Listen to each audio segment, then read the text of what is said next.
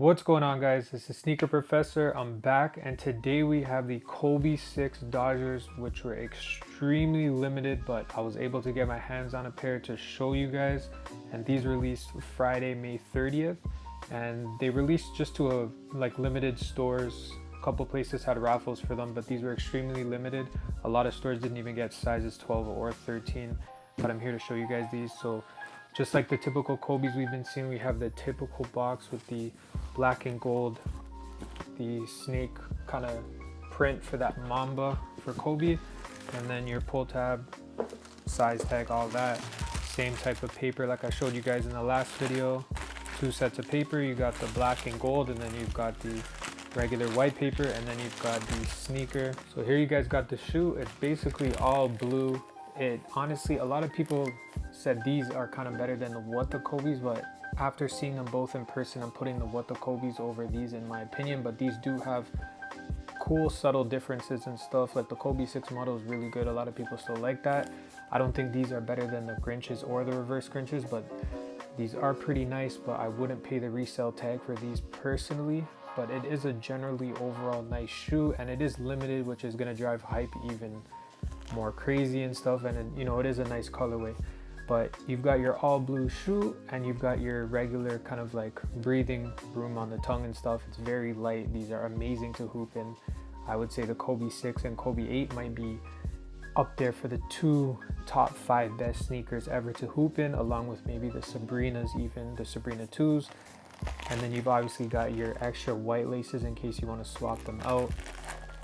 And then you've got that cool 8 on the side of the shoe, which is actually really nice. I'll give you guys a close-up look. And then you've got the Kobe signature at the back, which is nice. And you kind of got your foam midsole, which provides you some nice cushion.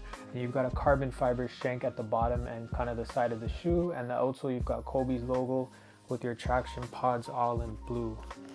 But overall, guys, I give this shoe like a 6 out of 10. I'm not a big fan of it. I'm not gonna lie to you guys. It's nice, but it's not overly nice. And I think Nike did not do a good job with the QC on these, because all of the check marks on these shoes just look sloppily painted on. And I'll give you guys like closer looks at it and stuff, but you guys can see that Nike check does not look as good as it should for what you're paying for the sneaker. It's kind of very sloppy done, doesn't look that great. But guys, in terms of an on-court sneaker, this is going to be a very well-performing sneaker. And I would say obviously you fit probably true to size or half a size up. So if you're a size 12 and a half, get a 13. That would probably be my best advice. And I think these will drop in price, so if you guys didn't get a pair, don't worry about it. I think these will go down in price over time, just because I think it's just the hype right now. But you're already seeing prices dip on these from what they were, even though it was a very limited shoe. I don't know anyone personally that actually hit on these, but yeah, guys, I mean, it is nice, but it's not worth the tag that people are charging $400 or $500. I would never pay for a shoe like this. It's a basketball shoe. It's just not worth it in my opinion. When they re-release those Grinches, I think that's the only shoe people will kind of like really go insane for. The What the Kobe's were nice. They had a great hype to them and stuff. They weren't as limited as these, but we saw resale kind of drop a little bit on those as well. I don't think people are going to be paying an insane resale for these, but if you hit for retail for this was a great pickup. And if you wanted to sell and make a quick $100 or $200 on these, and depends on the size you have, then I think that would be a decent idea as well. But these are going in Canada for about between $4 to $5.50 depending on the size. Like I said, I got those What the Kobe's. I still got to show you guys, but these came out first, and I got my hands on a pair, so I wanted to show you guys these before I showed you guys the What the Kobe's, because these just released. But the What the Kobe's will probably be next. I have a ton of videos for you guys. In those Rare Airs, I also got those Jordan Rare Air 3s. Those are coming in the mail, so once those drop, I will show you guys those in hand as well. These are nice. Let me know what you guys think. Did you guys even try for these? Did you hit? Did you miss? I think honestly there's so much sneakers coming out this year in terms of, you got Asics dropping, New Balances, and then you've got a ton of Jordans that are dropping classic colorways.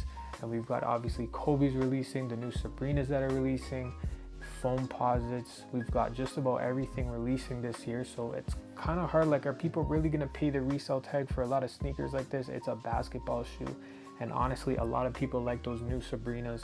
the Sabrina 2s a lot better just for the comfortability of them. It's a newer shoe, it's a newer model, so I'm hearing the technology in those is insane.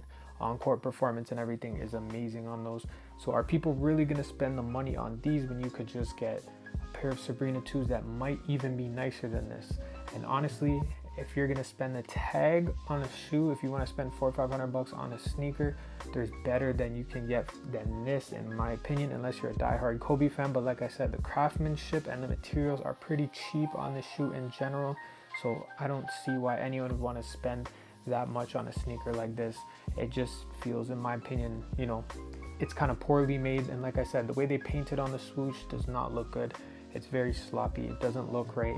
And then, you know, overall though, it is a great basketball shoe. So if you're able to hit for retail or the resale goes down and you pick up, I think it is a good pickup. But overall, it's a nice shoe. It's just not worth the resale, in my opinion, even though they were extremely limited.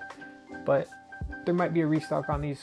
You never know. Nike always does cool stuff like this, or random stuff like this, drop some restocks and stuff. But overall, decent shoe, guys. Did you guys hit on this? Did you miss, or do you guys even care for these? But yeah, that's it for this video. Let me know what you guys think. I've got the What the Kobe's coming up next for you guys and a bunch of other cool content. But that's it for this video. Peace.